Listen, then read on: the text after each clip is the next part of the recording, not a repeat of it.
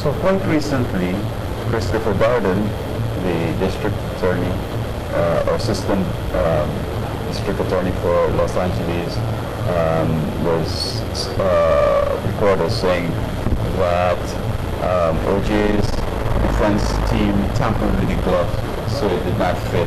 And as his attorney famous word, if the glove don't fit, you can't convict.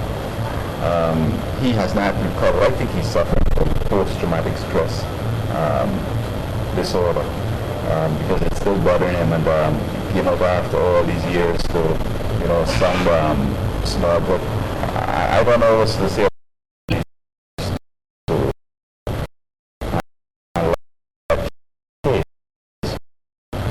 It's just that he's black, and they didn't want to have a kind of like a witch hunt white group with jurors that are white and Hispanic and no black in there because they look funny, and perhaps it would be instrumental in overturning the verdict. And so for him to come out and say something at this time, I find it's kind of silly. I mean, if he had thought that he could pursue that, let us see the gloves, turned inside out. Then, but come after 17, 50 years after, I mean, it's kind of like a joke. I would hope that, Judge Sotomayor says minorities tend to take a minority perspective in these serious sort of courts. So that it's not that the person isn't guilty, but it's just these are factors that I need to inform you about that happens in the community, that you could understand a little more about this person, and therefore whether this person deserves the death penalty or whatever. I mean, they're frustrated, they have health problems, heart problems, wage problems. So these are the things that we need to look at, so that if it were different, it might not have done. This is the kind of thing I expected Mr. Darden to do. But he hated OJ so much, and probably he hated himself, so he hated OJ.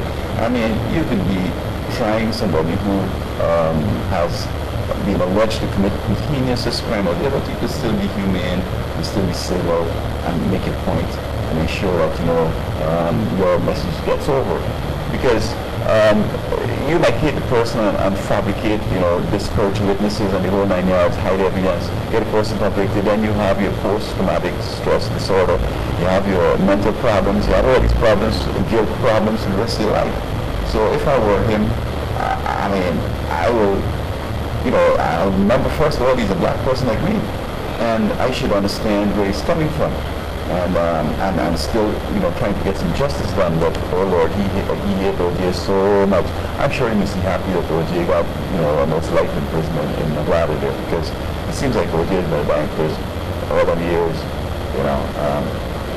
if I were an attorney, I would sort of review his case and try to get it back before the court and reduce that sentence, because it's actually like a death sentence.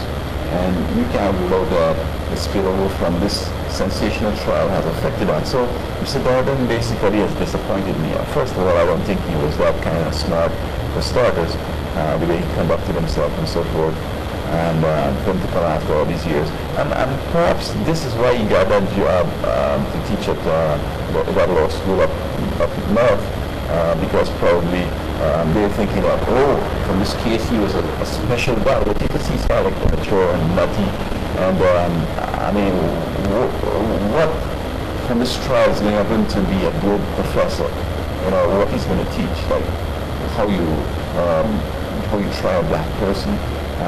With some evidence that's so far-fetched and so forth, how you can make it, or that the jury going to believe it, or whatever. I'm not sure what is this, what is the selling point for him to appoint him as a professor. I mean, he's an American, he's a human being, he's qualified as an attorney, but from this case to go to big professor and come back now talking, like some novice, it's kind of, it's amazing that basically you would have gotten anywhere. But as I said, I don't think it was about talent. It was simply that they wanted the black face on the prosecution. They chose him, and he made some money. I think he had a book out there, and he got his professor job, and the whole 9 yards. So good for you, man. But be a little humane and be a little more respectful for the process, and don't rely on the court procedures. it was fair as far as I'm concerned. The jury, although there was no black person up there, they back convict. And while it might seem as though that the glove might have been instrumental in destroying their case, there was a whole bunch of other things. I don't believe that, no matter how strong a person is, that you could kill two people without anyone making a noise. You know what I mean? So it seems to me that the person who killed them had to be some drug dealer or something like that, or some gay people who have said that, this gay woman guy who seemed to be gay is going out with this woman, or they must smoke up somebody crack and cocaine and won't pay up, and so the person came, settle down, hold this one, kill this one, and then kill this next one, so forth. There were other theories that they could have pursued, but they rushed to judgment, and Black and OJ, I think that, look, OJ was a spokesman for Hertz. And when I went to North America, to Canada, I say, like, what's up with this guy here, man? This guy walking like he's the king. You just can't, just say, you don't know that man. He's a football great, O.J. Simpson, man. He was a good man of here. And so I said, I see. And a lot of people didn't like him. So, they would like to see him get destroyed simply because he was still good. And I hope someday that, the world will come around to be fair and respect the man and help him out. I mean, he should have not, after he had finished his case, look the case in Darden in Florida. She got a book deal, there will be a movie, and she is more guilty in the death of her child than OJ is in the death of Goldman and Nicole Brown. So, Mr. Darden, I think that, he made a low move, and I think he should apologize to OJ, his family, and even to the Goldman and to the Brown family, because you're kind of giving them some false hope here. I'm saying that if you have such a thought while the trial is going on, ask them to see the glove and look it over. And I'm sure the glove was in the witness section. The prosecution had control over that. And how they're going to get to tear the inside to make it hard to fit. I mean, this is unbelievable. Anyway.